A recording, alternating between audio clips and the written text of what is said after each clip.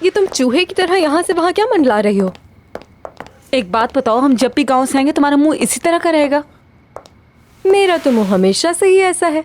मैं तो एक आम सी नाज़ली हूँ। ये बताओ तुम्हारा क्या मसला है? हमारे प्लान में नाज़ली का इस्तांबुल आना नहीं था। मुझे लग रहा है कि हम इस दफा बहुत बड़ा रिस्क ले रहे हैं। आरजू, तुम थोड़ा तो मुझ पे भरोसा करो यार। मेरा मकसद हकीकत जानना है कि औजान नाज़ली से मोहब्बत करता भी है या नहीं। ठीक है, अगर तुम नहीं मान रही तो ये लो, तुम्हें दिखाने के लिए कुछ है मेरे पास।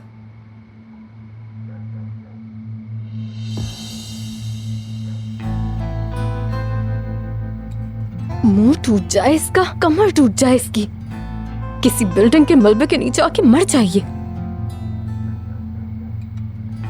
होश में आओ नाज़ली, होश में आओ। नहीं करो उस पे भरोसा, वो ऐसा ही है। रिंग नहीं मिली।